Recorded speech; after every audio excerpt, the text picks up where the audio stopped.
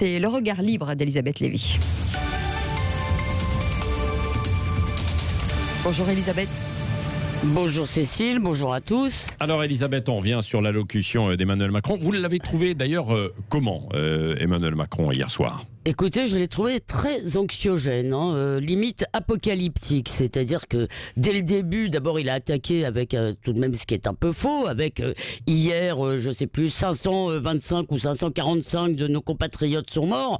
Or en fait, on avait appris un peu plus tôt que c'était un rattrapage. Donc il n'y avait pas eu 500 personnes qui étaient mortes dans la journée. Alors encore une fois, je ne dis pas ça que avait été comptabilisé depuis 48 heures ou 3 voilà. jours, quoi, c'est ça, oui. Oui, donc il n'y a pas 525 personnes qui sont mortes la veille, si vous voulez. Donc c'est pas la peine. La situation est déjà angoissante en tant que telle. Si vous voulez. Ça ne me paraissait pas utile de nous sortir des chiffres absolument terribles. Si on ne fait pas ça, il y aura 400 000 morts. Le problème, c'est qu'il ne nous a pas vraiment convaincus que si on le faisait, il n'y aurait pas.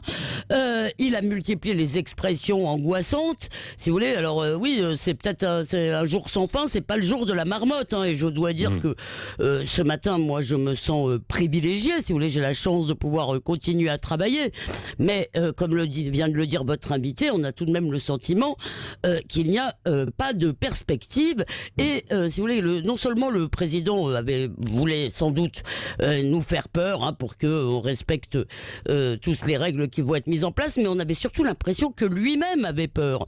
Et moi, j'ai écouté aussi tous vos invités ce matin. J'ai écouté Philippe Douste-Blazy. Si vous voulez, on a tout de même le sentiment que sur la stratégie qui est mise en œuvre, on refait un peu ce qui s'est passé au printemps, c'est-à-dire on nous avait dit il n'y a pas besoin de masque parce qu'on n'avait pas de masque, et là qu'est-ce qu'il nous explique? Que la stratégie des tests finalement c'était pas la bonne.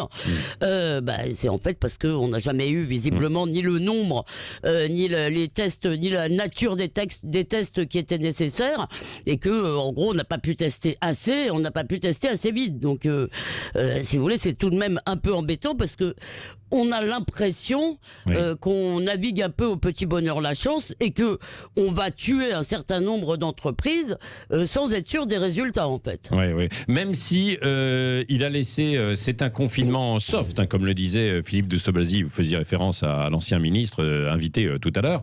Il a dit que c'était un confinement soft dans la mesure où, certes, il y avait quand même des secteurs d'activité, et là on vient de le voir avec Marc Sanchez, qui sont paralysés, bloqués, etc. Mais il y en a d'autres qui vont pouvoir quand même continuer, et les écoles resteront ouvertes en dehors des universités et des facultés.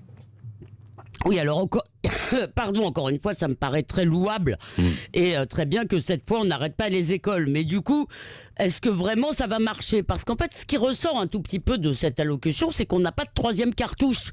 C'est-à-dire, qu'est-ce qui se passe si ça marche pas? Ça n'a pas marché une première fois. On a simplement gelé les choses, et puis après, finalement, elles sont reparties presque indépendamment, on a l'impression, des mesures qui sont prises. Parce qu'en réalité, peut-être qu'on ne peut pas le faire, mais on n'a pas le sentiment qu'il y a un bilan très clair tiré des mesures barrières, des mesures de protection engagées. Est-ce que les masques dans le métro ont servi à éviter les contaminations? Est-ce que, tout cela, on ne sait pas. Si vous voulez. Donc soft. Vous trouvez ça soft parce que les enfants vont aller à l'école, mais non, mais c'est pas ça. Mais il y a des activités qui vont pouvoir continuer. Oui, c'est ça. Il y a des activités, mais pendant le premier confinement aussi. Oui, Patrick, c'est vrai. Il y avait beaucoup d'activités. Bien sûr. Là, la grande différence, c'est l'école. Pour le travail, dans le fond, dès le premier confinement, il y avait beaucoup de gens quand le travail peut se faire par télétravail, qui pouvaient travailler. D'ailleurs, très vite, on a dit aux autres, pour travailler, vous pouvez sortir de chez vous. Donc, la grande différence, ce sont les écoles. Est-ce que dans ces conditions, on va vraiment arrêter les contaminations? En plus, comme cela a déjà été dit, il n'y a pas de date. Le président n'a pas fixé de date, donc on se dit, ce jour sans fin, ça pourrait vraiment être un jour sans fin.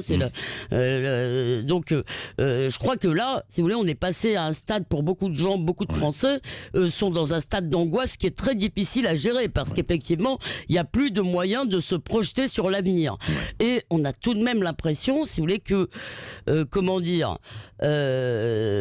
sais que c'est très facile de critiquer, si vous voulez, mais est-ce que vraiment les leçons de tout ce qui s'est passé ont été prises? Le président a a dit que oui, il nous a expliqué que oui, on avait augmenté les lits en réanimation, mais enfin les chiffres ne disent pas tout à fait cela. Donc vraiment, on n'a pas l'impression en fait d'être mieux armé que il y a 6 mois.